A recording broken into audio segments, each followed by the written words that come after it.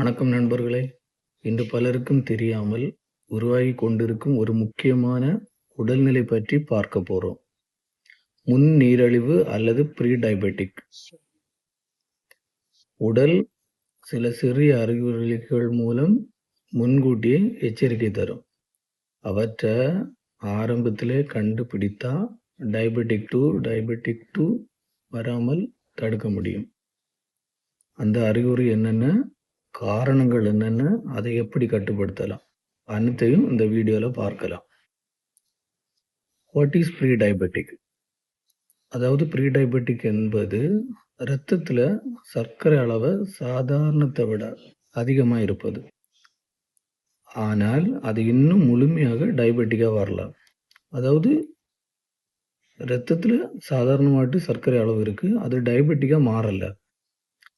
இதற்கு முக்கிய காரணம் இன்சுலின் ரெசிஸ்டன்ட். அதாவது உடல்ல உள்ள செல்கள் இன்சுலினை சரியா பயன்படுத்தாம இருப்பது. நல்ல செய்தி என்ன அப்படின்னா, இந்த நிலைய ஆரம்பத்திலே கண்டுபிடித்தா வாழ்க்கை முறை மாற்றங்கள் மூலம் மீண்டும் சரியாக்க முடியும். Early sign of pre diabetic. அதாவது டயபெட்டிக்கு முன்னாடி உள்ள பொசிஷன். அதுதான் முன்நீரிழிவு. இது எப்படி நம்ம இது பண்ணலாம் அப்படின்னா, இது ஒரு அறிகுறியை நமக்கு கொடுக்கும். இந்த ப்ரீ டயபெட்டிக்கு அதிகமா தாகம் எடுக்கும். எப்போதும் தண்ணி குடிச்சிட்டே இருக்கணும் போல இருந்தா நம்ம கவனமா இருக்கணும். அதே மாதிரி அடிக்கடி சிறுநீர் கழித்தல். குறிப்பா இரவு நேரங்கள்ல அதிகமா பாத்ரூம் செல்ல வேண்டிய நிலை ஏற்பட்டா அது ஒரு அறிகுறியா இருக்கலாம். அதிக சோர்வு. போதுமான தூக்கம் எடுக்காம உடல் சோர்வாக இருந்தால் உடல் குளுக்கோஸை சரியா எனர்ஜியாட்டு மாற்ற முடியாம இருக்கும். இப்படி இருந்தாலும் அது ப்ரீ டயபெட்டிக்கோட அறிகுறி. 4வது மங்கலான பார்வை. திடீர்னு பார்வை மங்கலா தோன்றுவது கூட ஒரு விதம் இரத்தத்தை அதிகரிப்பதின் அறிகுறி. கழுத்து அல்லது கை குழிகளில் கருமை. கருப்பு நிறமா இருக்கும். கழுத்துலயும் கை குழி பகுதிகளில் கருப்பு நிற தழும்புகள் மாதிரி வந்திருந்தா அதை நீங்க அலட்சியமா எடுக்கக்கூடாது. ஏன்னா இப்ப நான் சொன்ன எல்லாமே இந்த ப்ரீ டயபெட்டிக்கோட அறிகுறி. என்னெல்லாம் சொன்னேன்? அதிகம் தாகம் எடுக்குது, அடிக்கடி சிறுநீர் கழிக்க தோணுது, அதிக சோர்வா இருக்குது, மங்கலான பார்வை இருக்குது, கழுத்து அல்லது கையோட குழி பகுதியில கருமை இருக்குது. இப்ப இந்த ப்ரீ டயபெட்டிக் ஏற்பட முக்கிய காரணம் என்னன்னு பார்க்க போறோம்.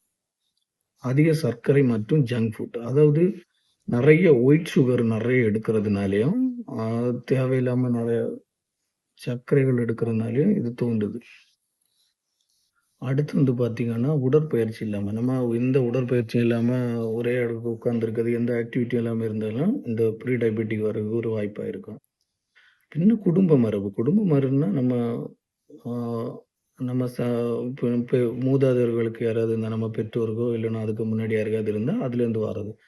நல்ல மன அழுத்தம் இருந்தாலும் இதுக்கு ஒரு முக்கிய காரணமா இருக்கும். பின்ன தூக்கம். இப்ப கரெக்டா ஒரு 8 to 9 மணிக்கூர்.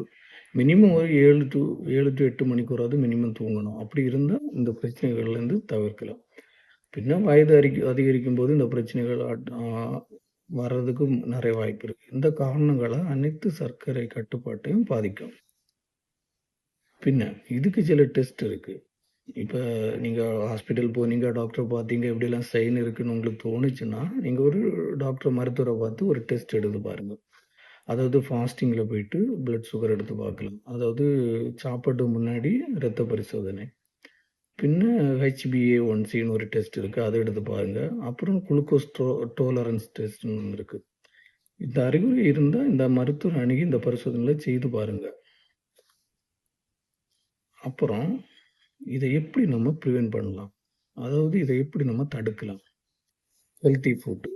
அதாவது நல்ல vegetables, fruits, protein rich food அதிகமா எடுங்க. டெய்லி தினசரி எக்ஸர்சைஸ். மினிமம் ஒரு 30 நிமிடம் நடைபயிற்சி செய்யுங்க. பின்ன உங்களுக்கு வெயிட் நிறைய இருந்துச்சுன்னா எடையை குறைத்தால் கூட டயபெட்டிக் ரிஸ்க் வராம பாதுகாக்கலாம். மெடிகேஷன் எடுங்க, யோகா எடுங்க. இதெல்லாம் மன அழுத்தத்தை குறைக்கும்.